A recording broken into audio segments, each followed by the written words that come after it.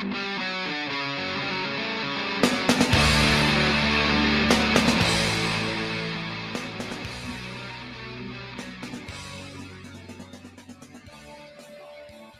is up, citizen detectives and bird watchers? Welcome to Yellowjackets Buzz. I'm Glenn, she's Issa, and we're here today to talk about Thanksgiving Canada, Season 3, Episode 6 of Yellowjackets.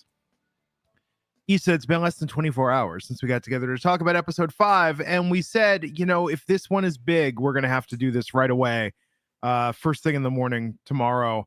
And last night, I'm texting you at like 9:55 p.m. Pacific saying, so I'll do this tonight if you want to do this tonight. I know you were ready to go, and for the first time in my life, I went to sleep early, and I was like, I'll just watch it in the morning. So this is the first thing I consume before breakfast or coffee. I'm watching this crazy episode. I texted you immediately. I'm like, oh, I'm good to go. Like, we need to do this now. Good Lord. So, this was a huge episode. If episode 5 was indeed the bridge, this is the start of a destination. And I would say my one note that makes it tough to cover a show, and whether you're talking about Yellowjackets, whether you're talking about wrestling, whether you're talking about anything, it's like when you have an ending that is so, oh my God, what just happened? It's very difficult to then back it up and say, now we're going to talk about the 54 minutes that happened before that. Because I told you, did I not tell you yesterday they're gonna get found soon? I had a feeling. I knew it was coming. I mean, found, but they're not going home. Based on the contents of that tape and based on the fact we know they're there for a second winter. Oh, pray tell, what will happen next week? I can't. I can't. Yeah. And what I liked about this episode was there was stuff that happened that made sense at the end, especially in regards to that DAT tape. So let's dive in and let's... You know, I'm glad that tape paid off. Thank God the DAT tape paid off. Like, I always thought that you gave me Van vibes, and it's so funny that Van had the DAT player. I own that exact same DAT player that Van owned. Yeah, I think you and Van will be best friends in real life, and it was so funny that she's the one that pulled up with that. That DAT player was very, I mean, that was the most popular portable DAT player Sony made in the 90s. So if you're into old media, yeah, that's the DAT player that you got. We open the episode, and much like Van, mine is somewhere in a box. I don't know what box. In my studio, where I will say, in my teenage bedroom, I did have the clear phone. The clear phone, yeah, and we all had that clear phone. Okay, so we open with this. Shauna's driving home, and in light of Lottie being no longer with us, Shauna's thinking about everything. The ghost of Jackie said someone's out to get her. Lottie's dead. Queen of Hearts by Juice Newton playing in her head. She gets home, and Jeff is very worried about her. It's 2 a.m. Oh, Jeff is such a real one. Oh my God, he said, I almost called the cops, and you know how I feel about the cops now. I just love Jeff. I think Jeff might be my favorite character. Like, I can't. He makes me happy, man. Jeff is great. Yes, in my head, I was like, please smash cut to him listening to "Fuck the Police" in the police station parking lot, because that's how Jeff feels about the cops. Smoking the chronic outside the police station. Jeff is street. Jeff is gangsta for suburban New Jersey. Yes, he is. 2021. So yeah, Jeff. I like that Jeff is just the cool, calm demeanor that he has day to day at Sadecki Furniture is just made by his exasperated face is one of the best things on TV. He's gonna lose it eventually. One episode, Jeff is gonna have his own breakdown. We're gonna have to be there for him. Yes. So Shauna mentions to Jeff that Callie's murder, or that Lottie is murdered. Callie overhears this and then immediately runs against the DAT tape and comes clean to Shauna that she's been sitting on that. I almost forgot. So much has happened. I almost forgot about the DAT tape. Yeah. It is weird. Hey, Mom, this came addressed to you. I just decided I was going to stash it. I love that. I did love that because I said, "What did I say to you?" She said, "We're gonna figure out how to play it," and she said, "I just don't know how to play it." So I'm glad Yeah. that they did that because I was like, "She don't know what that is." And they built a really good through line in this because we were saying in episode one, like, who would give a DAT tape to someone? This all made sense by the end of the episode. But yeah, I mean, let me tell you something here for a second. As someone that did the music in the 90s, like the reason I have DAT tapes is because you'd be leaving the studio. This was like before CDRs were a thing, right? Before Right. they were like, hey, let's just burn your CD. And it was like, I need a master tape to send to a record label. I need something to actually send to the CD plant to get CDs pressed, because that's what we used to do. And so they give you the DAT tape. And then for a while I was like, I'm gonna bootleg concerts. Like I'm gonna go to concerts with a hidden microphone and record it on my DAT tape so I can get like high quality, bootlegs of like, What is high quality? oh, it's like CD quality. Like Oh, so because really? yeah, yeah. Oh, DAT tapes it's the same as a CD, it's just on a tape. Like the quality So of it. it's better than a normal cassette tape. Oh, yeah, yeah, yeah. Because if you're Yeah, gonna yeah. record, so if I was gonna get my bootlegs of like That Dog or Weezer or Helium in the 90s, I'd be like, well, I wouldn't want a cassette tape because that's gonna sound like, hey, would you record this on your Walkman? It's like, no, I'm gonna get a high quality microphone and a portable DAT recorder, and I'm gonna sneak it into the concert. Well, not all of And us were technology nerds back then, and I recorded things on my Walkman and my cassette tapes. Okay, from the radio, hit record whenever your favorite song came on, and that's how you had it. okay, And I it might get have not that. sounded as fancy as yours, okay, but at least I got it. Well, here's the thing, and I carry on the spirit of the DAT tape to this day, Issa, because when I go to a concert, if I'm filming a song at a concert or something I want, like I'm sitting there and I'm holding it in landscape mode, I'm holding it steady. I do the thing where I'll switch between the telephoto zoom, like the 1x zoom and the 2x zoom. I'll switch between that and I'll do like really steady. Like it has to look really good if I'm recording a Right, concert, right. you Aesthetic, know? aesthetic. Not like those people that are holding it in portrait mode and they're waving their arm around and they're singing along. And then it's like, let me get the selfie of me singing along to the band at the concert. It's like, yo, Oh, you know like, what? When we get done, I'm gonna send you a video that I took of Bad Bunny at a Bad Bunny concert that I went because you're gonna be proud of my taping because I was like, I'm never gonna get seats this close to him ever again. I need to get a really good video, and I sure, got it, but it you was want to like so remember it. funny. Yeah. You want to remember it. But no, like I'll even do, I was at the Josie and the Pussycats soundtrack re-release Q&A screening concert, and I'm sitting there and I'm like, I'm not even gonna dance or bop because this is like, so seeing Kay Hanley from Letters to Cleo sing those songs, like I'm gonna stay perfectly steady and get all of this because I need to preserve it. It's important to me. If I'm recording memories, the memories have to be in excellent quality. I love that for you. They gotta be in that tape quality. Yes. Oh, in fact, the band Charlie Bliss, I shot them doing their Josie and the Pussycats cover set. I just happened to be at the show, and I'm sitting there. If you watch the video, it's because Charlie Bliss ended up like reposting it. If you watch the video, it's you can watch it, and it is the camera swaying because I'm trying so hard not to dance. I'm sitting there just like, please stay steady and film this, but I couldn't. I couldn't help it. I was so overtaken by the power of the rock music. Wow. Yes, it was a big to do. But But Callie finally comes clean. She has the dad tape and she just casually just says, "Oh, this came addressed to you, but I couldn't figure out how to play it." Okay. now I'm also just gonna say this. If it were me, I would say, because Callie again, oh, this came for you, and I just thought I would store it. What I would do, I would be like, oh my god, light bulb moment. I forgot to give you this package that showed up for you like 2 weeks ago. Thank you. That's what I would have said too. Yeah, I just remembered that I set this aside thinking I was going to give it to you, but I got sidetracked.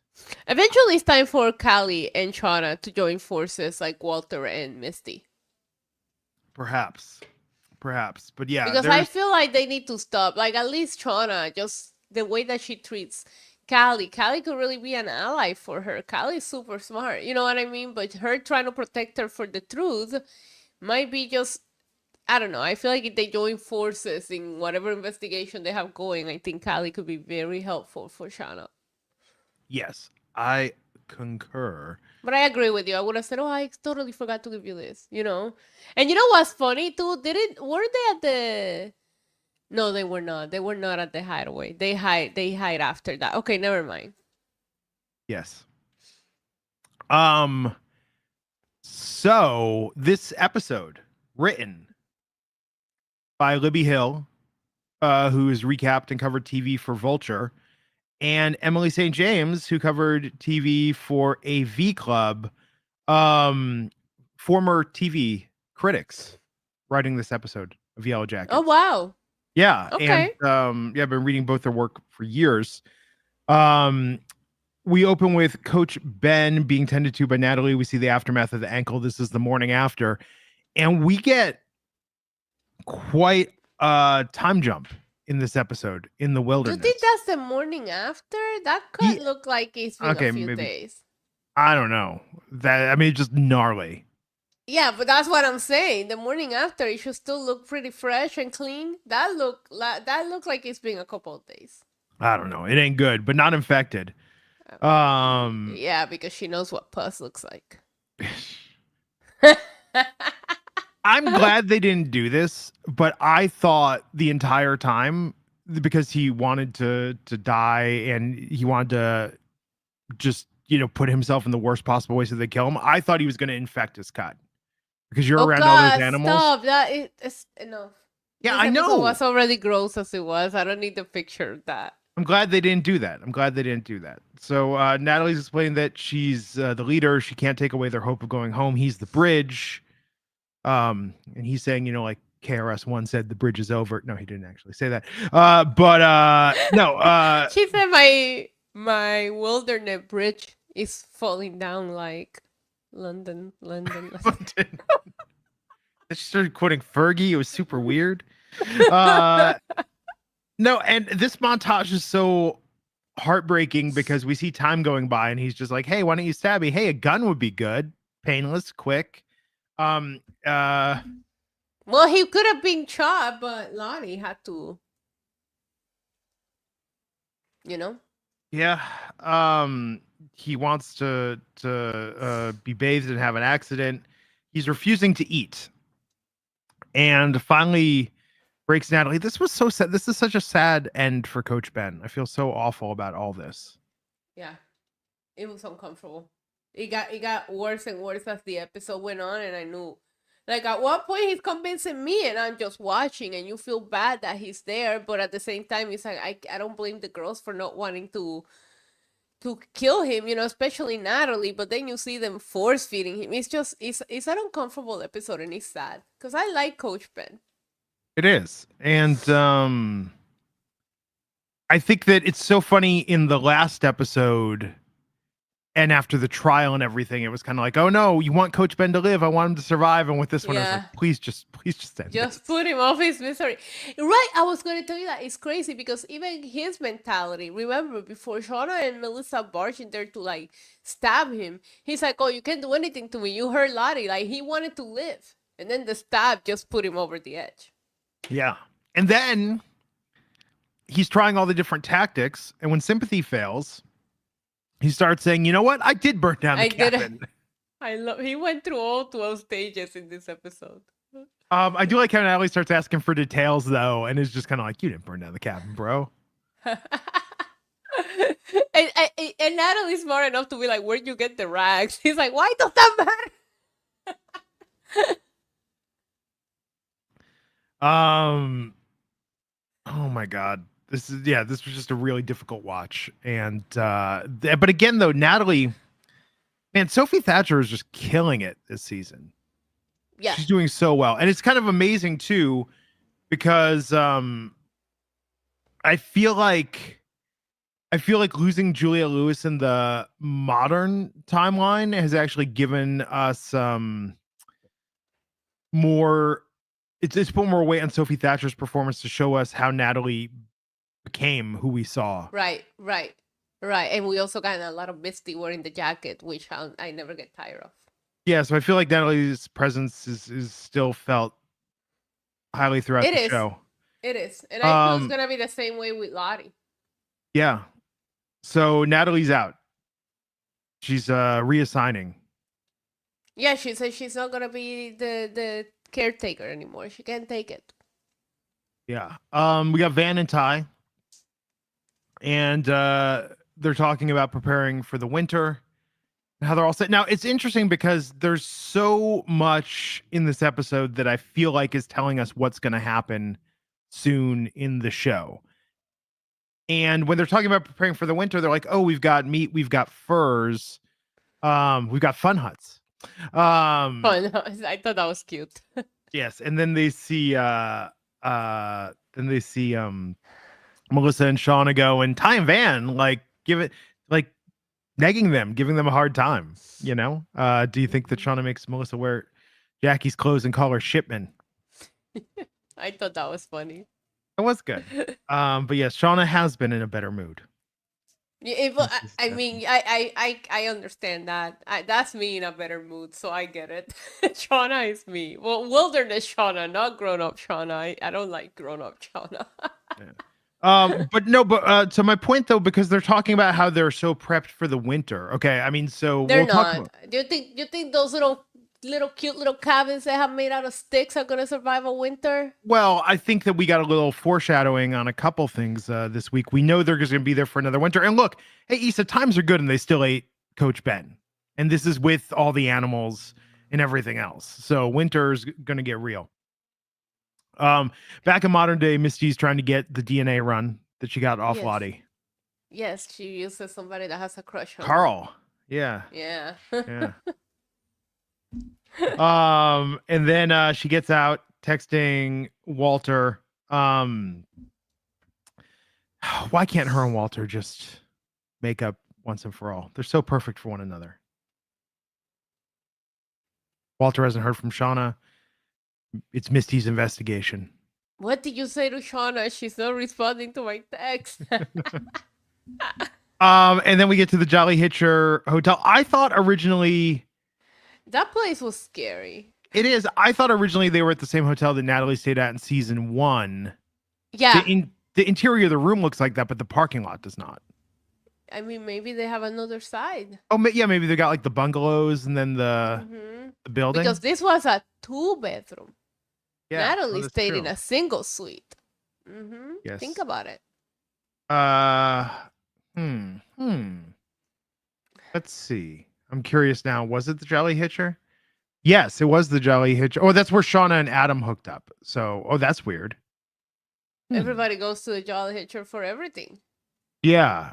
Is it the So, only cheap hotel in the area? oh, wait, and someone online had a good point. Is this the hotel that's owned by the Joels from earlier? Oh. Jeff was trying to sell the furniture to? Yeah, no, they are fancy. This hotel is not fancy. Yeah, I don't know. Yeah, I don't know. Let us know in the chat. Oh no, no, that's what it was. They're turning the Jolly Hitcher into a fancy boutique hotel. That's what the Joels were trying to do. So apparently there's like 2 hotels in the entire Yellowjackets universe in New Jersey. Yeah. Where in New Jersey are they? They definitely like. Okay, I'm not gonna say it. Yeah, they're in the burbs. I seen some sketchy New Jersey towns. But there's also lovely. Have you ever been to Red Bank? Like, there's a lot of lovely areas in New Jersey as well. There's a lot of. I lived in New Jersey, bro. Oh, there you go. But I used to live in Weehawken in the waterfront, staring at the skyline. You know. Oh yes, I understand. So okay, so they're at the hotel. Jeff's like, "Hey, is this some journal stuff?" Shauna's like, "No, I don't know." Like, and Jeff's like, "What's on the tape?" She's like, "I've had it for 5 minutes. You've been with me the whole time. I don't even know how to play the thing." That was funny. Yeah. Maybe he thought she knew. Yeah. Jeff wants to know. Jeff wants to understand. Yeah, don't we all? Shauna's terrible with technology. We'll get into that later. Yeah. So they're trying to figure it out. Jeff knows it can't be good. And I like it. He's like, and it's almost definitely connected to something from back then. It's like, what do you think, Jeff? What do you think is going? Although, you know what's kind of weird? They never bring up again. Remember in season 1, like the loan shark, the woman he was with at the hotel and stuff? It's Yeah. interesting that Shauna never turns it around and is like, yo, maybe this has to do with that money you borrowed or something Jeff can else. do no wrong. We know the mess up in the family is Shauna. There's no point of blaming Jeff for anything.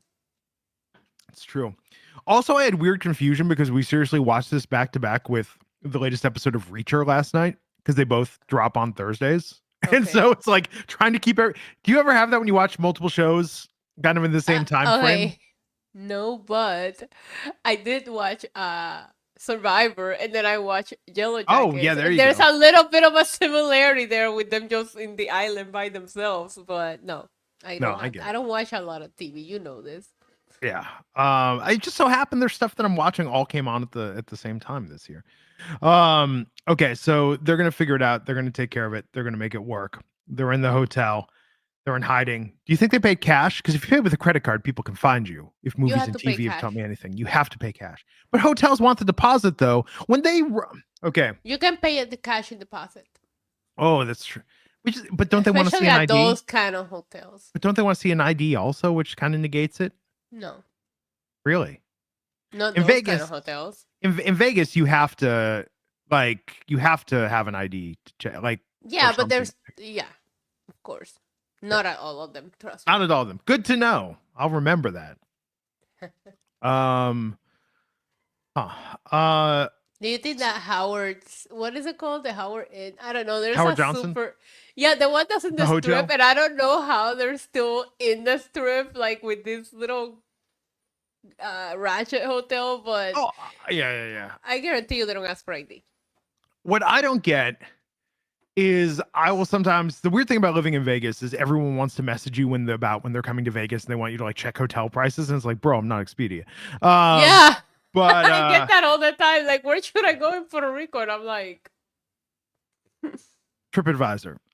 yeah. The weird thing is that get someone's like, oh, I see the Motel 6 on Tropicana is really cheap, and I'm like, you can stay at MGM Grand basically for $10 plus a $50 resort fee. Like, why are you staying at, go to New York, go to the Excalibur, Yeah, go to the, don't go to Circus though. Don't never go to Circus. No matter Never what. go to Circus. I hear the steakhouse is okay, but Ew. yeah, Don't they have like, we should go, Glenn, we should vlog it. We should go to the amusement park. The oh my, little, I don't oh trust my those God. rides. It probably smells so bad in there.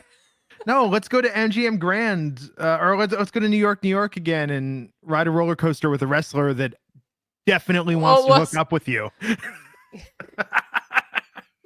Let's move on. Let's move on. Okay, so Shauna fakes being faint and hungry to get Jeff out of the room. Yeah.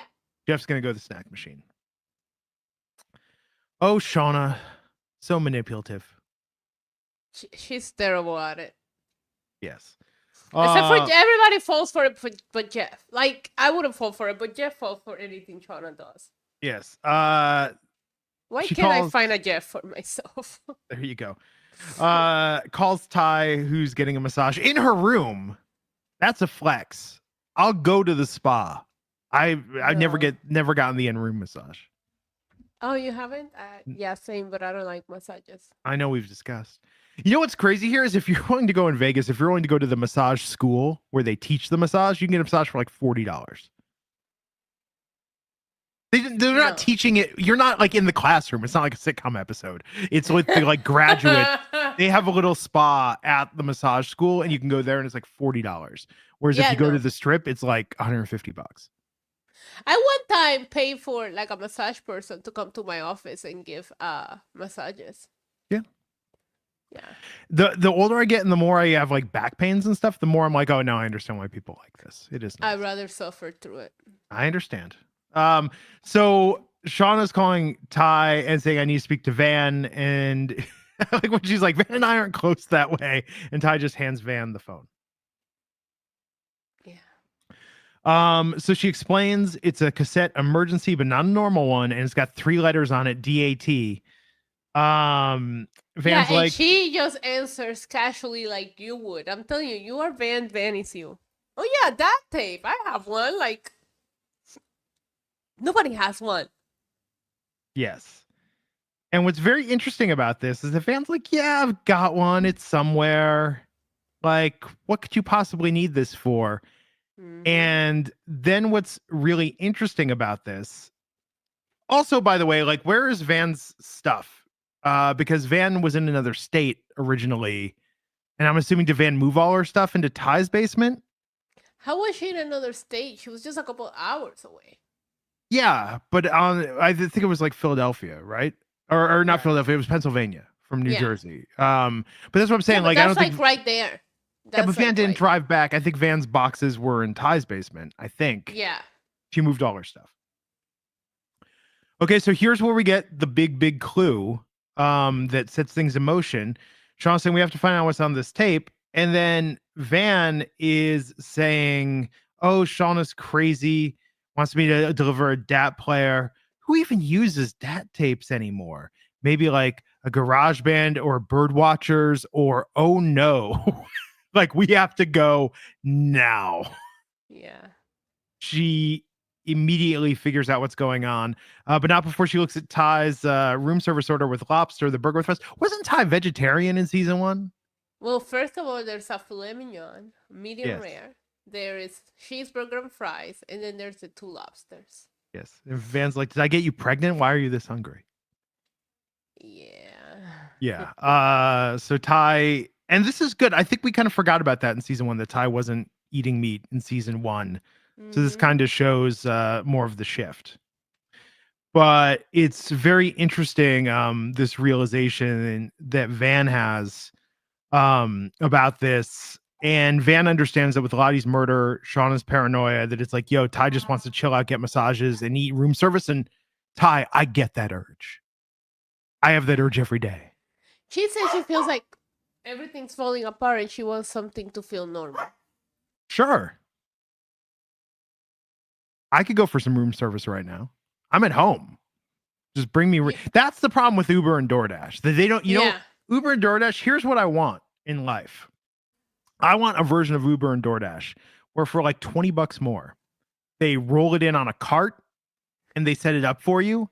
And then you live in Vegas, Glenn. Just go get a room at one of the hotels for a day. Walk to my house. You can even do like a day pass. Just download day pass or resort pass and just get a day room just so you can order the room service. I want it brought to my house. I want it wheeled in by someone in a white tuxedo coat. No. And then I want them to it's not the same. Take my garbage away after. House. If I'm gonna do room service, I want it in a hotel. Yes. So yes, weird garage band, super intense birders, and oh no, we have to get that tape. We have to go now. Yes. Interesting. Very interesting how this all ties together into what I think we're going to see in episode 7. I can't wait for you to tell me your theory. You don't have a theory about this? You didn't do the I just math watched to put the pieces it. together? Okay. I haven't like processed anything. We're gonna talk about it all at the end. Okay, so Akila and Travis are talking about the caves. I feel like Travis really been sidelined this season. No, he hasn't. He's the quiet. But he wasn't the quiet. Oh, I guess after Javi and losing his dad and everything. Didn't he almost get raped too? Back in season 1, correct? Yeah, that's traumatizing. I agree. And Mari is now taking care of Coach Ben. Yeah. Oh, how the turntables. She realizes why it smells so bad in there. Yeah, I was really when the flies and everything, I was like, oh, he infected. I thought it was the infection. Yeah, me too. I thought it was the wound. It threw me off when it ended up being that. Yeah, and it was just food, just discarded food. Oh my god, there's a good theory in the live show. I saw. So they have a group meeting about this, and Misty is saying, hey, if we're keeping Natalie's saying, if we're keeping him alive, we have to know this bridge thing is working. Lottie is like, have faith in the visions. Then we come back to present day and we see Misty walking down the street. Text from Walter, a limo pulls up, And the peace offering from Walter is Lottie's family's garbage. Yeah, he said maybe you can make something out of it. Yes. Which she does. She does. Yeah. Misty is very smart. I love how Misty and Walter are meant to be because they're very good at what the other one isn't, you know? But then we get back in the 90s. Natalie's talking to Misty, and Misty is like, I got this. I'm going to get him to eat. She did convince him not to end his life last season. He should have. She should have let him. But she's saying, I kept him alive before. I can do it again. Yeah. And this was very, very interesting. But then the talks between Natalie and Travis, I mean, God, this was such a good episode. This was so well done. Credit to Libby and Emily for writing just a really solid hour of television. Then we've got Van going through her box back in the 2021 era. This was weird. This was weird. Okay, she finds the DAT tape, same DAT player that I indeed own. Which, by the way, like it does take batteries, which is nice. I lost my AC plug for this tape forever ago. The lights start flickering on and off, and then Van sees the clear phone light up. It starts ringing, but it's in the box. It's not connected to anything. This is like black phone territory. Actually, the black phone was connected to something. Yeah. Yeah. Black Phone 2 is coming out. Did you hear? I heard. Black Phone, solid movie. Not like revolutionary, but that is like a solid weekend Sunday hanging out on the couch I liked watch. it. I streamed it. It was a nice watch. Correct. Yeah. So Van's got the clear phone, not the black phone. But she picks it up and it's Ty saying, Van, I something about like I can't do much. Help me or something like that. I'm reading the exact transcript now. She's saying, I can't help. This is very, so now what this is starting to remind me of is Twin Peaks. Like with the Black Lodge, when Agent Cooper was trapped in the Black Lodge and Bob had taken over his body in the present day. So Ty is now communicating from like original Ty is now communicating. So you think evil Ty has fully taken over? Yes, evil Ty has absolutely fully good taken Ty over. is still trying to communicate. Good Ty is in the Black Lodge. Okay. With Laura Palmer and the little man. But then so Van, and by the way, Van's like just kind of like, whatever, just I'm concerned by this, but then Ty comes in and Van and other Ty, Otai, is saying, do you want the red box cutter? The or red the box yellow or the yellow? We have so many options. Yes. And Van's freaked out, but not freaked out enough. Van knows what's going on. Well, Van thinks she's crazy because that phone is not connected to anything. Yeah, that maybe she hallucinated it. I don't know. Yeah, she doesn't understand what's going on. I will feel the same way, right? Because like I feel like Van is a little apprehensive to this. Like I think she believes, but not fully. You know what I mean? So she's trying to figure out if it's real or not. So Missy's going through the garbage, looking up the Bamboo Cafe, bad reviews, limited I love what you said. Yes. Why would Lottie eat at a 2.5 stars restaurant with a C health rating and no vegetarian options? Nobody's looking at health ratings. We look at the star rating. I look at the health. Would you eat at a C graded restaurant? I don't know. I don't look that up, Glenn. No, but if you two things. One, I'm talking about if you go to the restaurant and you see the big letter grades. If I go to a restaurant and I see the letter grade B, I'm like, I don't know where I'm going here. I'm not a big eater. We've discussed this, but I mean, a slice of pizza I can get anywhere. I don't care about them. Here's something interesting. Very hard to screw up pizza, Okay, but here's something interesting though about this. Have you noticed that when you get DoorDash or Uber Eats, they don't tell you what the health grading of the restaurant is? Yeah, you know why? So, right? Because of all the ghost kitchens, they don't have a. Sure. But there's a place that we were.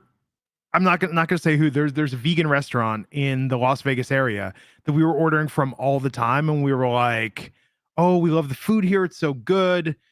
innovative recipes. It's good. And then someone on the local vegans group was like, they've got a C health rating, right? And I was like, never again. We're not ordering from there again. Shouldn't they just use the health rating of whatever the restaurant is hosting this ghost kitchen? Like, like example, a lot of these ghost kitchens are like Red Robins or Chili's or whatever, right? Just opening 10 imaginary restaurants to make more money. Shouldn't they just go by the health rating of the main restaurant? I agree. Anyways, you know what I mean? Like, but They I should do display think this. that DoorDash and Uber Eats and all those apps should display the They health should. rating of the restaurant that we're ordering from, because it does make a difference. I know I'm over here talking crap because all I eat is cheese off of pizza, but it does make a difference. It does make a difference. I agree. Especially in New York City. I would assume that Lottie will look at that, because back then I used to. Here in Puerto Rico I don't, but back then, oh yeah, I did.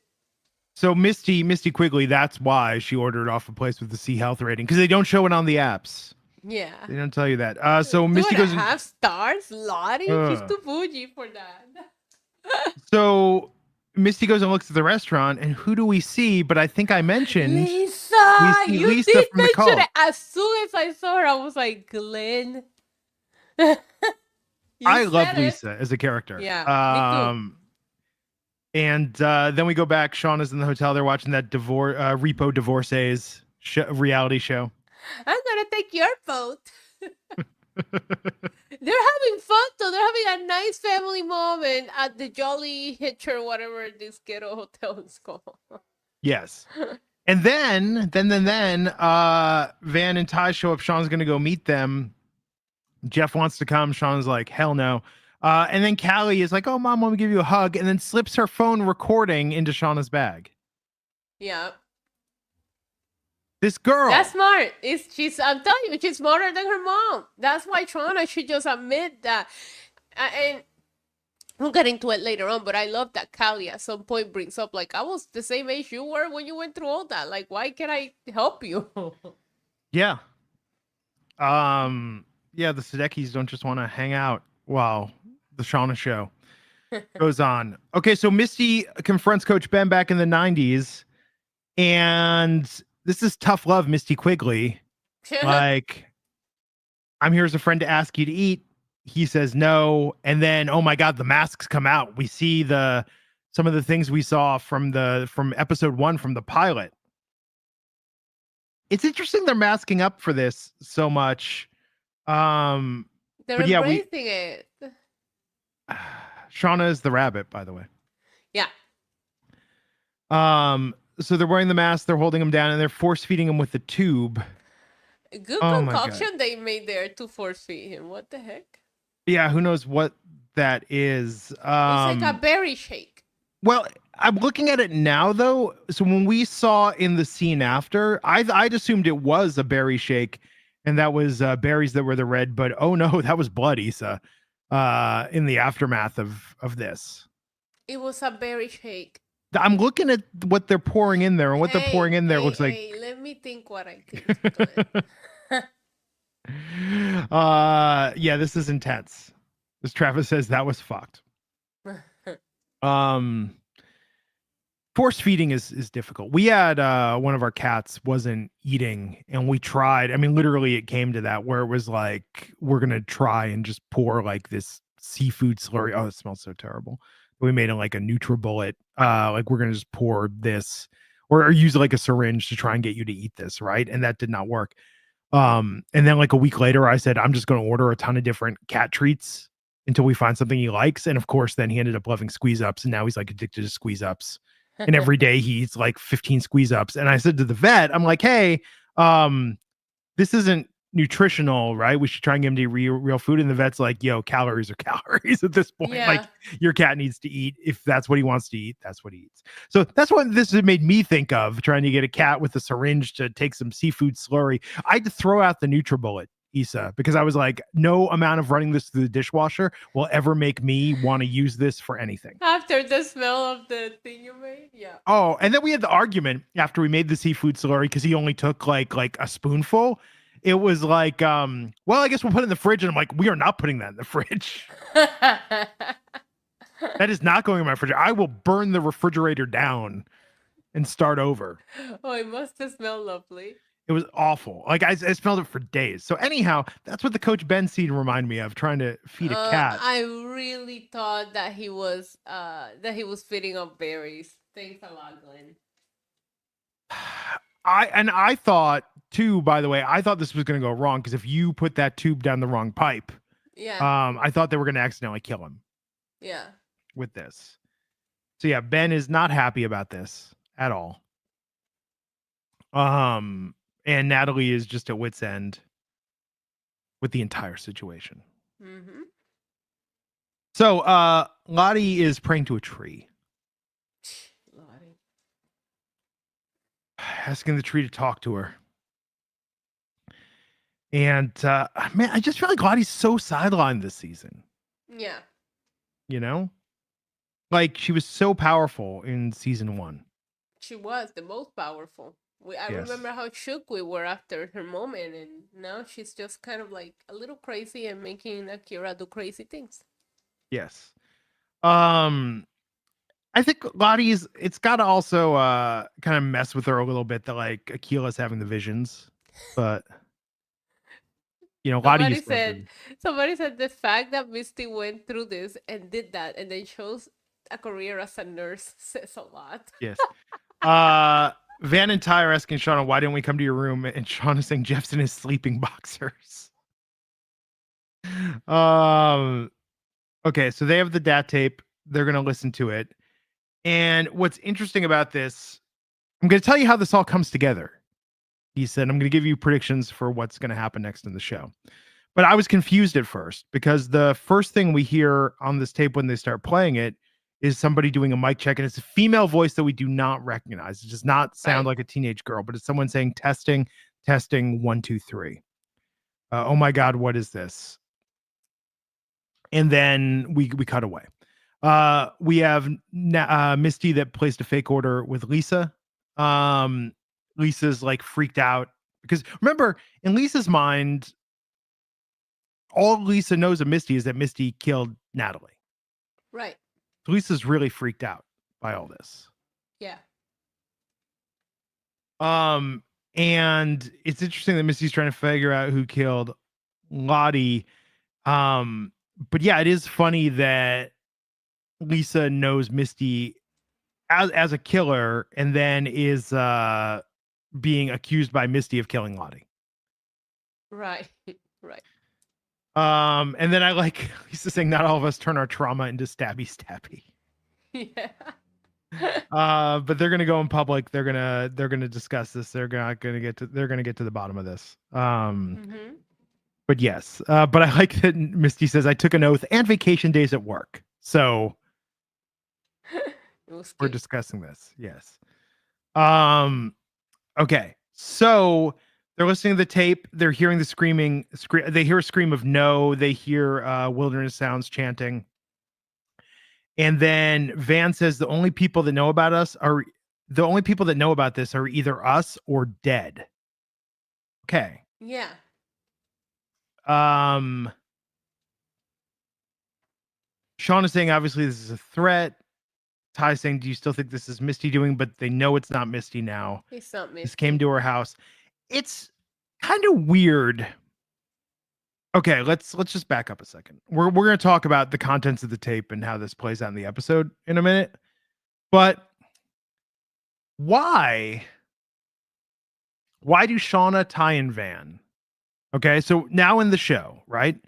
When the show began, through now, we've confirmed that Natalie, Misty, Shauna, Ty, Van, Lottie, and Travis, 7 of them survived the wilderness, at least. Right. Okay. If there are other survivors, and it was referenced in episode 1 with Shauna and Ty, like, what about the others? If there's more than 7 survivors, why aren't Shauna, Ty, and Van? Why are they so confused? Well, who could this possibly be? Because there's other people now. No, but that's what I'm saying. If there are other people, why are they confused? You know what I mean? Like the wilderness people. Yes, but I'm saying that if we know at the beginning of the series that there were at least 7 survivors, if there No, were I know only what you're 7, saying. If yes. it had to be one of them, and they know it's not them. What's the confusion? Yeah, Yeah, yeah, so yeah. who is there above 7? Were there 10 survivors? Were there 12 survivors? Right. That's a frustration that I have with the show is the show is playing a They're little never been fast and loose clear about who survived. because they always Right. want the option to introduce more people in future seasons. Right. But like they could have said like Yellowjackets creators. Ashley, I know your Twitter was hacked. I know you're really not into crypto and tweeting about it. Oh, But she's Ashley, not. I bought a bunch. I know. But Ashley, can we just toss out there maybe that there's like 11 survivors and that gives you some options for future seasons, but you know what, maybe one of them could get into an unrelated car crash, maybe something could happen to another one. Like you don't have to show us all 11, but could we at least float a concrete number of people that are possibly out there? Because I think that it does strain a little credibility to have, well, who could have possibly done that? It's like back at in the first episode when Shauna and Ty got together, Yeah. instead of saying, oh, it could have been the others, they could have said, like, well, we know there are X number of people out there. Could it have been? Could we just define? Yeah, because who's it's out never there? been fully defined. You're right about that. It's just strains a little bit of suspension of disbelief. Yeah. Because if Melissa is out there as an adult, shouldn't the first thing they're saying be like, do you think it's Melissa? Do you think it's Jen? Do you think it's Cousin Oliver? Who out there? They should have a set list of suspects for these sorts of things. That's all I'm saying.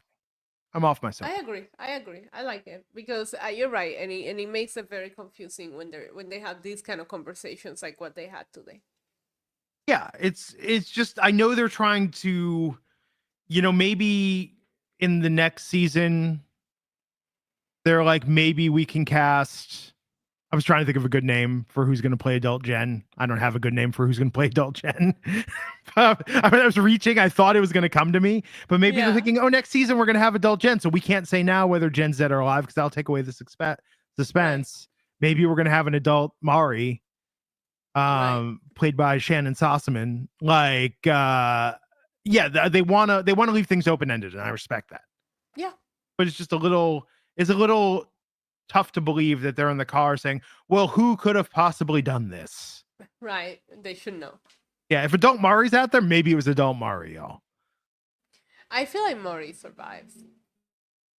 Maybe. Okay, so Shauna then finds the phone that's recording, deletes the recording, doesn't delete the deleted recordings though. Shauna, you amateur. Now. Come on now. There's always deleted folders that you gotta go clear it from.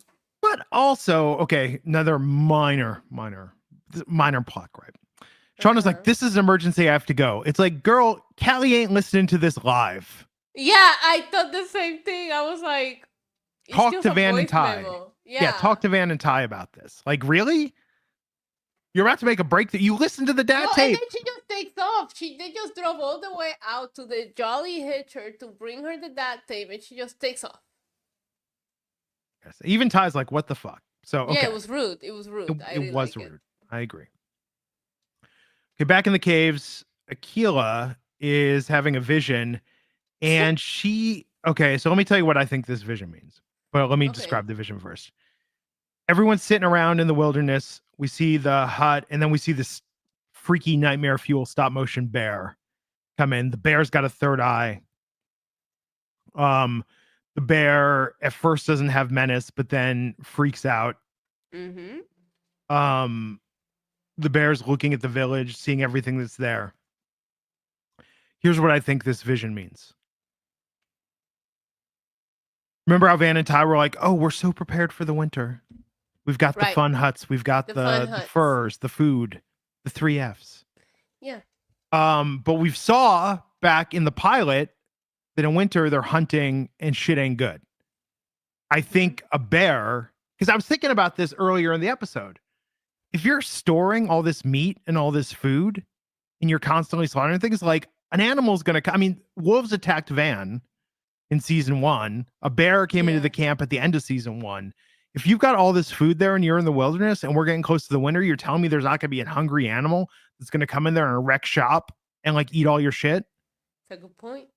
Yeah. So I think that's what this vision means, is that they're prepared for the winter, but literally nature or a bear I or thought the something is bear going to, represented the people that showed up at the end of the episode. maybe that as well. But I'm Mhm. just saying, if we're trying to get from point A, which is right now, fun huts, furs, and food, to point B, which is back in the pilot. I know it's weird that we're going back to that, but that was the second winter, right? If Right. we're trying to get from well stocked to brutal winter, like I think they're about to have a curveball thrown their way. Yeah. Well, they did.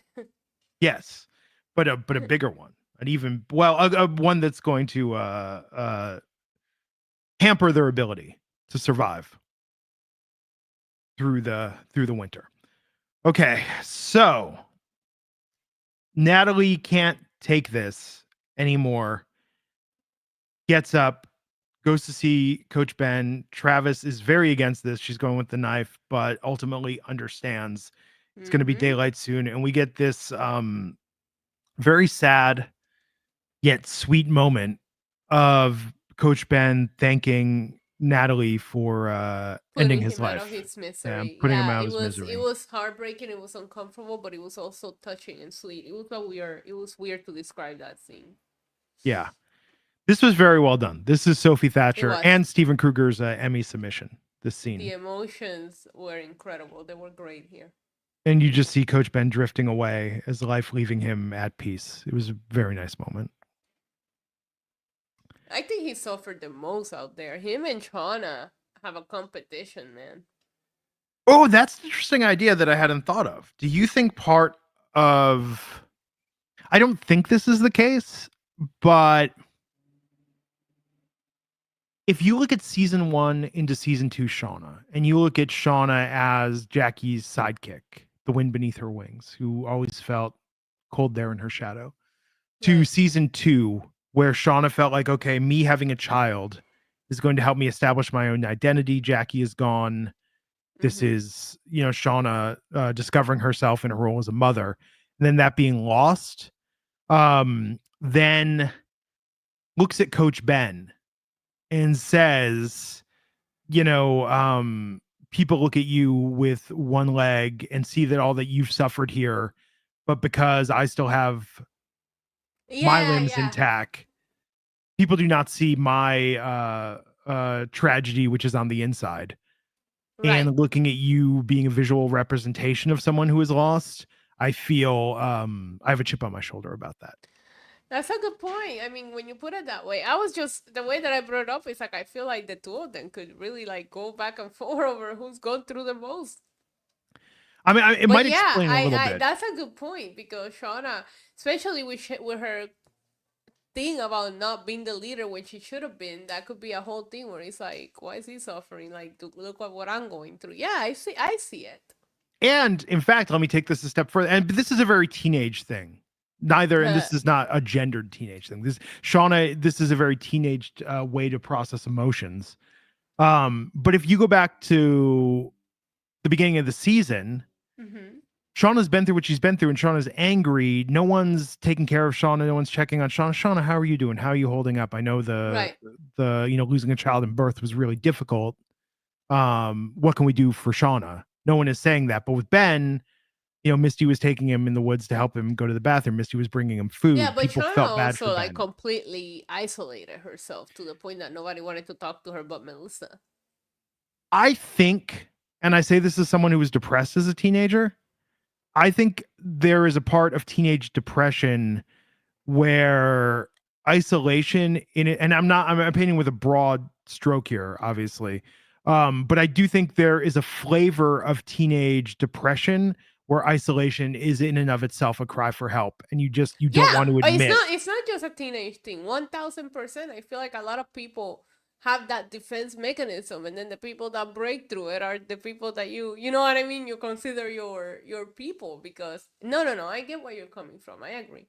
So I think Shauna, and Because again, that's because why she's warming up to Melissa because Melissa didn't care. You know what well, I mean? I Yeah. know. And she's surrounded by teenagers who also don't understand that. Teenagers Right. are unfortunately, sometimes your peers are not the best equipped, especially at such a young age. They are not the best equipped to recognize what you're going through, Right. which is tough. So Natalie then has to face the crowd, and I was just so sad with the blood, and and people were like, "Are you okay? Were you attacked?" But no, she is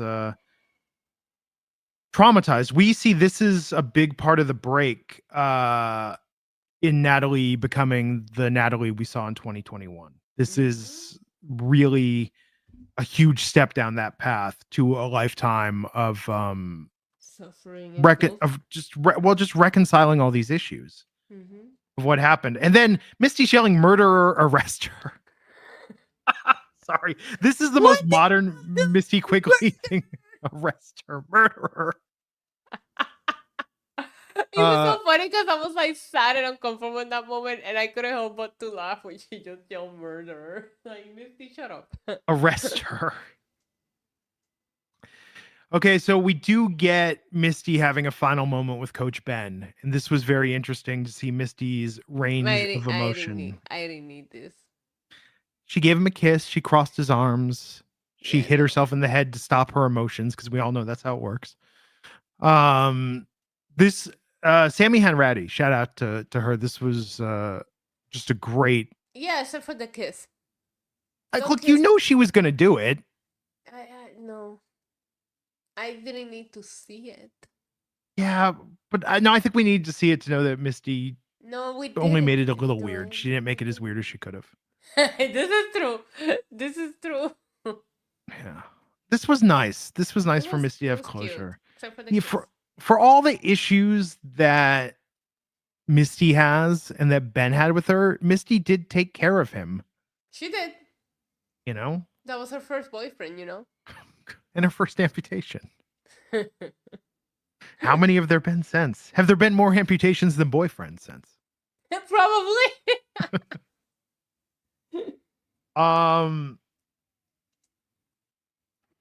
I like that Sammy Hanratty, who's a very attractive young woman in this day and age where we value that so much in actors.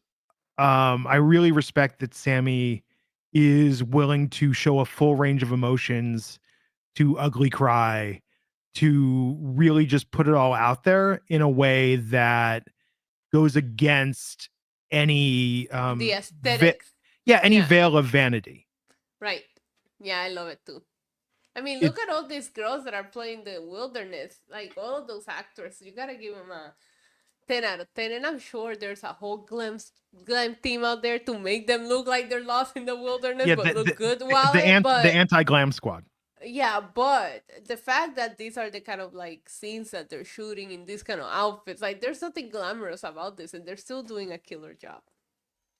So this funny. Anti-glam squad, I love that. Yeah, Natalie's saying he was suffering. Shauna's saying shut the fuck up, and Melissa's like, yeah, shut the fuck up.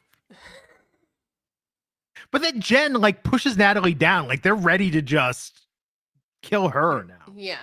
But granted, remember, they all, again, believe that he was the bridge home. So they're very angry. Because Lottie talks crazy stuff. But Ty says, we're going to have another trial. And Shauna's like, no more trials. No more trials. Shauna showing some leadership. Then Lottie says, Shauna will lead us. Shauna says, I think it's obvious what happens now, like we're going to murder her. And then Lottie says, Shauna will lead us. And then it's interesting how Shauna goes from like the agitator executioner to like, yes, I will lead you. Because that's what she wanted. And she's making the right choices. Yeah, she's going to punish Natalie in her own way by making her prepare the feast, which we all know what that means. You know what I mean? Like, that's rough. It was just funny. The switch it happened real quick. That's all she ever wanted. That's all she ever wanted. I agree. And I think that, oh man, Sophie Nélisse, credit to her because you could see the acting she does just in her facial expression here, that she goes from like the angriest young woman in the wilderness to murder, To our let's fearless kill her. antler queen. Yeah, to the leader who just says, "Guys, we're still a team." Like, whoa, okay, I'm listening. Who's this person? Yeah. And then says, we're gonna when one of us falls, we honor them, and he was still one of us, so we will honor him. We will honor this to the wilderness. And just when rallies Misty asks, everyone. is Natalie just gonna get away with this? She says no. She's Yes. gonna prepare the feast. Oh, that's a terrible sentence. Okay, I'm not judging. We all know you can't judge, and I'm not judging here, Issa. But I understand that food is a limited supply. Granted, they have all those rabbits. But given how Coach Ben has been doing, even if you were like, go cannibalism, I wouldn't eat him. Yeah, like, here's like we still have standards. He's probably infected everywhere. No. Yeah, like there should still be some standards to the quality of what we're eating. And Coach Ben was not living his best life. C grading. Coach Ben is a C-graded restaurant. 2.5 stars. Yeah. And Natalie has to prepare it. Okay, so Callie and Jeff are playing cards. I mean, this was a nice father-daughter moment, and she beats him at poker. She does. Jeff's trying to be all sincere. With the aces. Yes. Shauna wants to talk to her. One of their special mother-daughter chats, where she's caught, and Callie's like, "Oh, I just want to feel close to you. I want to know what's coming for us." Shauna's like, "You get out of here before I do something I'm gonna regret, or I might regret." Well, what you gonna do? Shauna's pissed. Yeah. But then Callie goes in the other room and sees realizes that she has the whole recording. She has the recording. So this ain't over. She's gonna find out. Yes.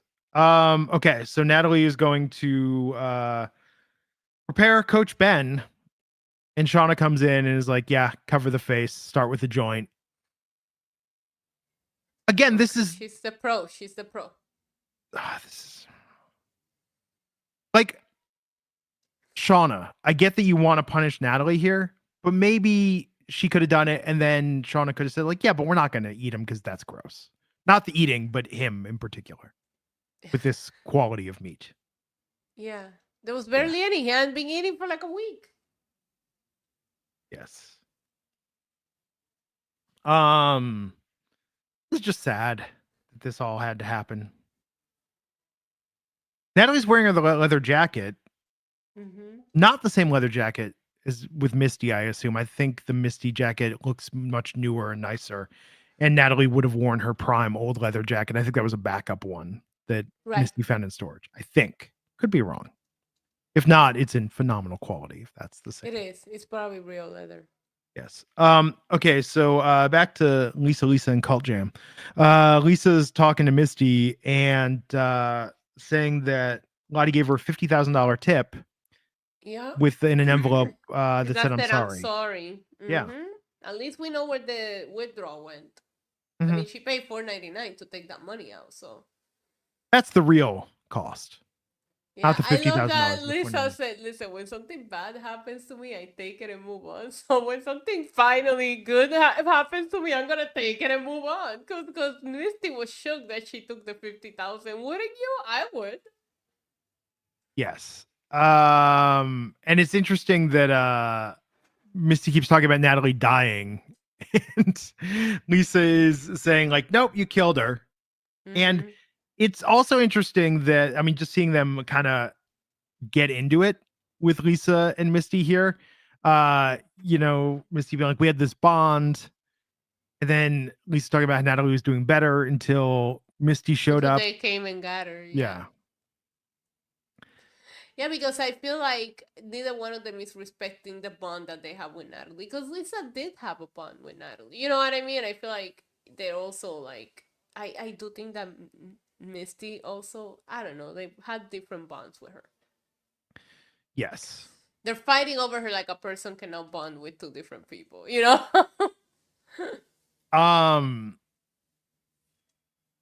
love this scene. I love that we're getting Lisa again this season. Me too. I'm very happy to see her back. I know that you have mentioned it before, but I didn't think we would get her, so I'm glad that she's here, and it was a great way to connect her into things. Everything just makes sense, and I appreciate that about Yellow Jackets.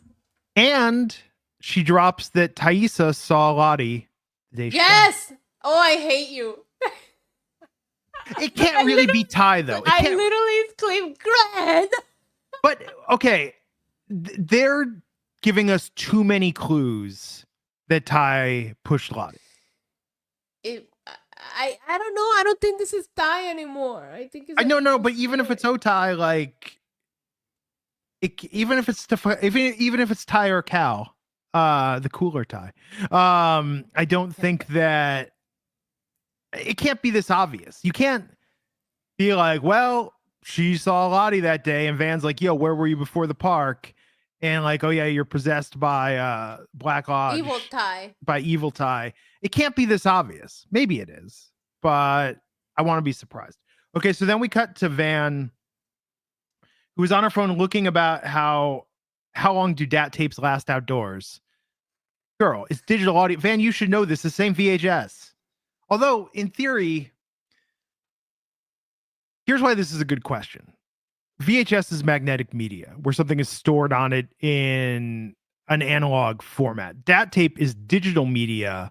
So if a DAT tape starts to rot, the ones and zeros aren't going to play. If a cassette tape starts to rot, it might have more hiss, but it's still preserved. Like, my mom found some reel-to-reel tapes that like her father took of like a family gathering in the 1950s. My mom found this tape like 5 years ago, 60 plus years later, and it had a bit of hiss on it, but the tape still played perfectly. Because that was analog media. Yeah. But digital media, like, you know, companies right now, Warner Brothers is replacing DVDs that people got in the 90s and early 2000s because they're rotting. Yeah. And when those rot, digital formats don't play. But a DAT tape, though, if it's well preserved, and the reason why it would be well preserved because it's so small and it's in that little plastic case, like, yes, that data should still work. So it's good that Van's Googling that, but at the same time, like, Van, you're an old media head. You should know this. Okay. So Ty bolts up saying, Van, please, you've got to help me. Very scary. Van trying to talk to her. And then Ty is gone back to sleep.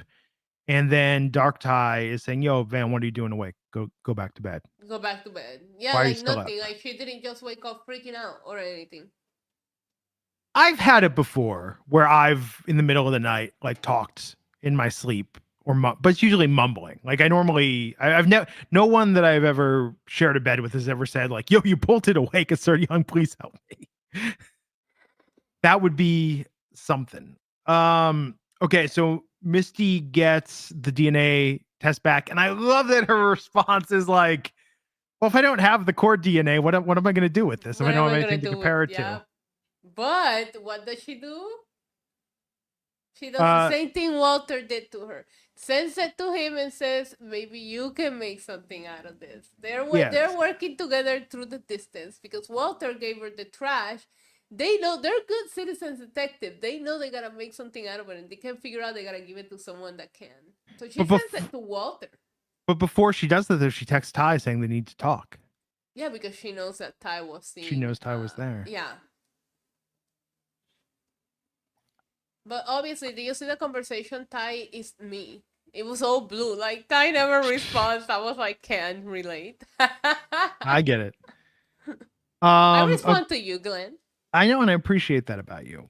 So back in the wilderness, they're having Canadian Thanksgiving. Canadian Thanksgiving, by the way, is typically in October. So based on the time jump, and the episode being called Thanksgiving Canada, we're in October. Winter is almost upon us. Huh.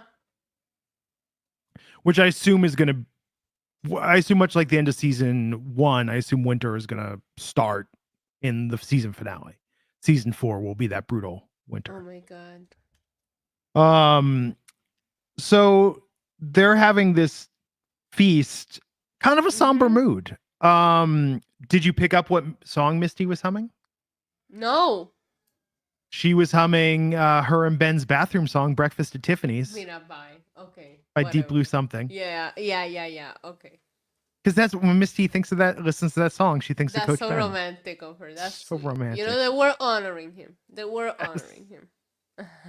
But I like how Mari is comforting to Natalie about Hmm. Coach Ben, and then saying, "Yeah, but you shouldn't have done it though." Still, She like, should have. She should have. They all know she should have done what she did. They just don't want to say it. yes, Somebody had to put him out of his misery. yeah. Um, this was a nice moment, but Misty is humming breakfast at Tiffany's. Is Misty eating Ben's high calorie butt meat like she threatened to do? He probably had no butt left. That's true. You I know, like when you give up on eating and you start losing weight, that's the first thing that goes. that's the first thing that goes. I mean, I lost a lot of weight and I lost all of that. But and then Van acknowledging that yes, Shauna does seem better since Melissa. Um, oh man, they're eating Coach Ben. It's just so sad. Is it? It is. They're all Um, gonna get sick. They're all gonna get food poisoning. like I don't get it, man. Okay, so now This is when it gets crazy. this is where it gets crazy. Lottie starts singing. Yeah. No, And she's screaming. she's screaming, but nature responds to all the noises that they're making. So they keep. Nature is screaming back. I know. But Lottie's saying this is wrong. This isn't how it's supposed to happen. Which is also interesting given what happens with Coach Ben being the bridge. Coach Ben is the bridge, but not in the way that he was supposed to be. So, and I wonder what the original plan for him being the bridge was. Maybe him I know, escaping. because these Akira visions are BS. Okay, so right before she starts screaming, we see like a VHS Yeah. blip. We see like a little video warble Yeah. happening here. What was Every that? this because this is the question: is it supernatural? Is it psychological? What's going on? Right? It's the people. Okay, so Lottie is making noise. Yeah, Nature is she's making screaming. noise back. She's screaming. Yeah. She's also eating Ben and then making noise. Can we not talk about the eating Ben anymore?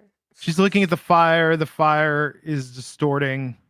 Mm-hmm. I love that the noises they were making blend in with those wonderful melodic the haunting vocal melodies that within the series as a whole. This was a great mix of the practical and the post-production here on the audio side. Okay, so Lottie then tells them to sing. They all start singing. They all start screaming. Well, scream singing. Okay.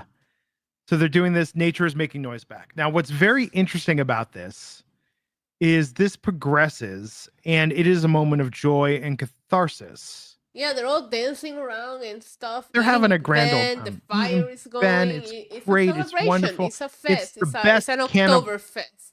The Yes, only it's- thing missing is beer. Yes, it's the best cannibal summer camp ever.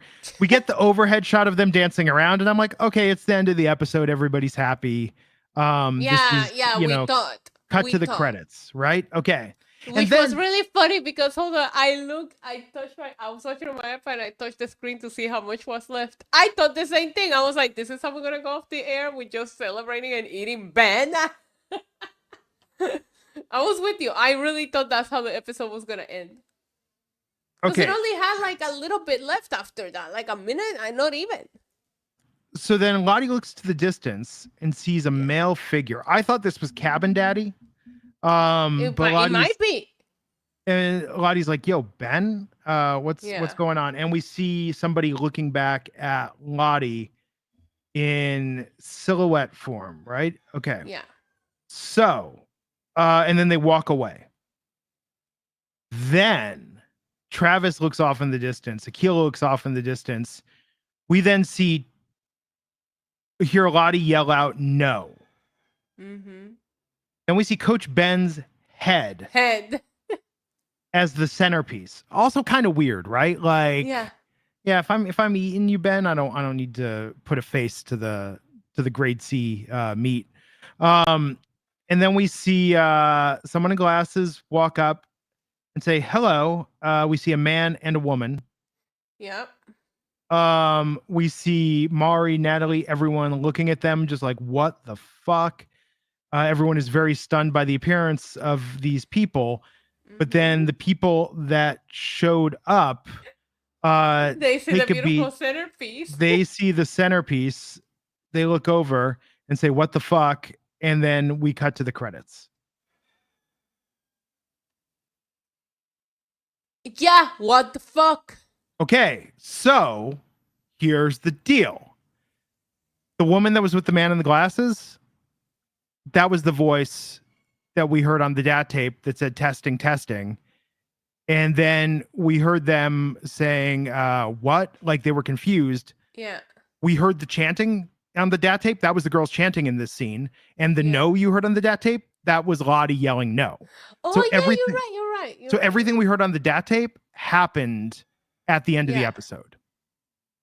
Now it's interesting that if you look at the woman at the end, could she be Pit Girl? Probably not, but similar, hair features. She is Pit Girl. We got the guy in the glasses. We got the guy in the glasses who's got he has like a lanyard or something hanging. Yeah, doesn't he? it's not a bird camera. watcher.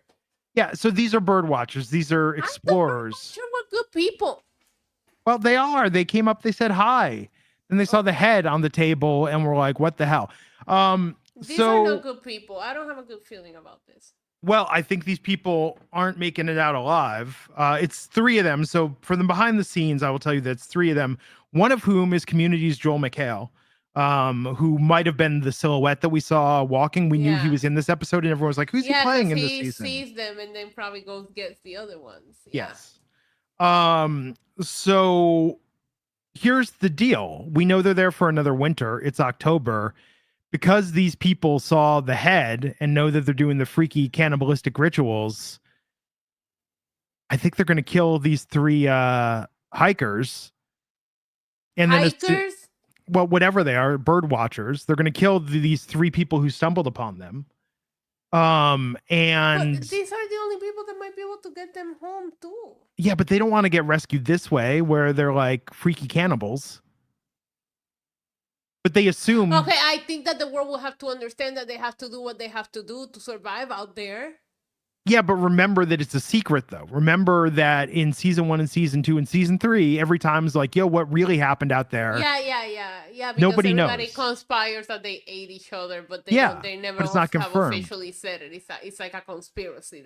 So they're not getting rescued by these three people. I'm just saying that right now because we got 3 episodes left in the season. I mean, I think in the next episode. So you think these people are good people, or and the girls are just gonna like kidnap them and arrest them, or do you think they're bad? They're gonna arrest them. I don't know whether they're good or bad people, but they're dying. They ain't making out of this alive. Okay. Yeah, I don't think that's the case. Now, I mean, I'm just stating what I think is obvious. You know, and if I'm wrong, universe, wilderness, prove me wrong. But I think don't trigger it. Well, because I think that you watch this episode and you think, oh, they're about to be rescued, but then they see the Coach Ben head and it's like, oh no. Yeah. But from the Yellowjackets' point of view, they're gonna look at this and say, well, if they found us, someone else might find us, so we need to be better about covering our tracks. No more ceremonial centerpieces of severed heads. We got to put the kibosh on that one. Yeah, but aren't people going to come looking for these people? People disappear in the wilderness all the time, Issa. Not if they're experts. I don't know. But maybe they assume also they can use some of that. If they could find them, that maybe they can ask questions, figure out how to get back. Maybe they got a plan. Okay. You know, I don't want to speculate too much because we're going to find out what happens. But well, it's fun to speculate. Okay, well, here's what I think is going to happen. I think that they're going to decide they have to murder these 3 people, or these 3 people are going to want to be out to get them because they're like freaky cannibals. I think that the group, Shauna is going to say, well, if they could find us, we can make it. If they could get here, we can get out of here. And then they're going to say, okay, let's do a big expedition. Let's stack up and go on a journey to escape. And then what's going to happen is two things. We're going to get a bear or something attacking the camp, taking all their food and furs, and then winter's going to hit. And then they say, okay, we just have to make it through winter. And then when spring comes, we're going to make an expedition to get out of here. Okay, That's my speculation. That's valid. I like it. I'm not mad at it. And I'm going to take it a step further of how this plays into Hilary Swank and what's happening with Shauna. I think that Shauna now as the leader is going to order Melissa to murder one or more of these people. Right, like she ordered her to stab Coach Ben. Yes. And then Melissa is going to end up with that DAT tape that they had on them. Oh, and she's the one who sent it to Shauna. Yes, and Melissa's the one who sent it to Shauna. Some people are saying like, oh, maybe Hilary Swank is playing the. Have we ever seen Coach Ben necklace again? Because pardon me. Natalie took the necklace off of Coach Ben before butchering him. Did she ever wear it or anything throughout like the modern day? We never saw that necklace again, right? Well, no, we did. Remember? Well, or we don't know if it was the exact necklace that Lottie put on Callie. We don't know if it was the exact one or a replica. Maybe it was the exact one. You're right. It was originally Jackie's. Yeah. So some people are speculating maybe Hilary Swank plays the family member of one of the hikers, but it's kind of like, I mean, no, that wouldn't be as exciting. That's not as satisfying. Oh, I was the daughter of the guy you killed. And I am more sure that Melissa survives now that Shauna is the leader and that's her girl. You know what I mean? And let's give Hilary Swank some respect. Earlier in her career, she had to be the next Karate Kid. No relation to Daniel LaRusso. Just she was the next Karate Kid. Now you're not going to be like, oh, she was the daughter of someone who was killed by the Yellowjackets. No, Hilary Swank is $1 Million Baby. She should be a Yellow Jacket. She should be Melissa. Yeah, she should be a Yellowjacket. I'm excited for Joel McHale too. I like it. Well, I mean, you're going to die, but I mean, aren't we all? Aren't we all? It's true. But what I loved about this episode is that I spent the second half thinking like, well, what was on the DAT tape? Why is it on the DAT tape? Why did that exist? And I love that at the end of the episode, again, credit to Libby Hill and it all paid off. It all paid off. That what we heard was the recording of this scene that happened at the end. I still think that lady is Pit Girl.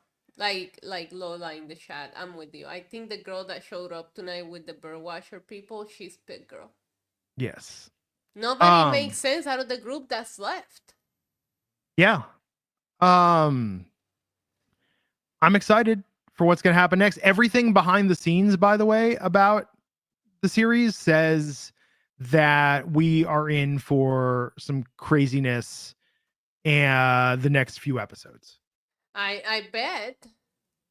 And you were right about episode 5 being a bridge. It was a bridge. Now, Lottie's vision when she said this is wrong, what I assume is that Ben, had he lived, was either going to escape or run into the hikers somehow and they would get rescued. So Ben was the bridge, but now in a way that's not going to get them home. Right. Yeah. You know? It's exciting. I'm glad we're talking about this episode so quick. I know everybody's analyzing this still online. There's so much going on here, but Ty being in the Black Lodge and other Ty having taken over, we thought this kind of confirms that. I think we haven't seen good Ty in a long time. Yes, I love that. Absolutely love that. And there's just so many layers to this. And again, credit to Libby Hill and Emily St. James for just writing. And you could tell, I mean, having both been professional TV critics, that they were able to really take that knowledge and give us a very nice layered episode that I don't want to be prisoner of the moment, but people are already saying this is one of the best episodes that the series has ever done. And this could have been a season finale, but it's not. It's episode 6. I like this episode a lot more than 7, 8, 9. So episode 6, we got 7, 8, 9, 10. We only have 4 left. And then There's only 4. There's still going to be a long wait for the next season, right? I'm tired of having to wait years between. Yeah. Hopefully not. I hope they filmed them both. And I hope this is, I mean, technically Yellowjackets renewed for season 4? I mean, it's one of Paramount's Um, biggest success. I haven't heard, but I would assume because didn't you say they had it mapped out for like 5 5 seasons, was seasons, it? yeah. Yeah. Um, this was great. I think we get to winter at the end of season 3. Season 4 is the brutal The winter rescue. and I maybe the don't. rescue, and then season 5 is maybe the aftermath. Mm-hmm. But these hikers gonna die. Sucks to suck, man. But hey, the dad tape lived on. That's The what important matters. thing. That's That's what what matters. matters. And you and Van have that Me and players. Van. I'm The only gonna two people. find some of my DAT tapes, all my bootlegs that I recorded on DAT. I don't even know why I got I mean, it's silly. It's silly. It's a silly format. CDRs are so much better. But What yes, was if you your need, favorite in this episode?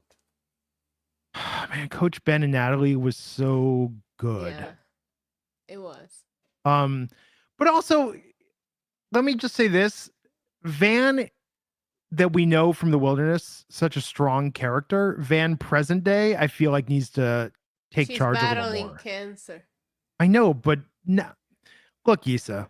She's also pussy whipped. She just got Ty back. She's not gonna do anything to lose that. They're each other's loves with their lives. Okay. We still don't even know, if you really think about it, we still don't even know why they fell apart. And Ty went her own different direction, formed her own family. You know what I mean? Well, they talked about that a little So, bit. I think Ty yeah, but not really. wasn't ready to be in and out I need to know same-sex when relationship. they actually broke up and how. Okay. Well, I'm sure we're gonna find out in season 5. Great episode. But this Van is weak. She needs somebody to save her. And Yes. she has evil Ty in her room ordered to save her. You know what? Let me tell you something, Ty. I'm here. I will be perfectly fine with. I don't want the massage, but the robe, the hotel room, the room service. I love that. I don't know why Ty. I don't know why Van was complaining about this. There you go. I'm excited for what this all means and where everything is going. I haven't seen the preview. I did not watch the preview. I'm normally not a preview person. Last week I never watched the preview. it, and now I want to. I know. I'm like, maybe I should watch the preview. But I'm super excited for where this is going. Joel McHale next week. I should be able to record early next week too. Yeah, I'm here next week. Let's do it. Let's make it happen. I love this episode. It was really good. It's one of those. I love when they do an episode that you want to run and talk about it immediately after watching it, and this one gave me those vibes. No, this absolutely one of the best episodes the series has ever done. Very good. I'm gonna go and eat at a C grade restaurant. So Ew, don't do that. I'm gonna start looking up the grades for the restaurants in Puerto Rico now. It's important. Okay, everybody. Have a great weekend. We will be back here 6 more days. Thursdays. Now I love Thursdays. I get my little Reacher Yellowjackets double feature. It's so nice. You got to start watching Reacher. I do. Is it good? What is it about? Reacher. It's about Jack Reacher, who was played in the movies by Tom Cruise. Yeah. I heard. Forget of it, that. Yeah. Instead, we have TV's Reacher, who's just a beautiful, large man, who's very smart. Sorry, I have somebody from Puerto Rico in the chat that's a Yellowjacket fan. We might have to get together and go to a yunque and pretend we're in the freaking wilderness. There you go. No, Reacher is like a dad show. It's silly, but he's like a former military. No, he's a former military detective, but he's really smart and super jacked. Like this dude is huge. Oh wait, then maybe you got my attention. Yeah, and he's like really smart and cool, and like he just knows everything. It's like a musclehead Sherlock Holmes. It's dumb, but it's very watchable. Huh. Okay. And he just beats up everybody. Right now, I have Survivor, I have The Challenge, I have Yellowjackets, and I have the 5 shows worth of wrestling that I cover every week. So, but there's some ones that I have no freaking nothing. So those are good ones. You can watch Reacher in a day. It's so silly. But that's funny because then you watch the Tom Cruise movie and you're just like, why did they cast Tom Cruise to be this guy again? Like it makes no sense. Because Tom Cruise is the least. I don't understand what people's fascination with Tom Cruise was. He's fine. No, he's not. It's As okay. an actor, maybe, but there's nothing. Yeah. Movie Cocktail was a lot of I fun. We all wouldn't love throw a that. bra at him on stage. Okay. There you go. Everybody, have a great weekend. We'll get you back here next time on Yellow Jackets Buzz. Take care.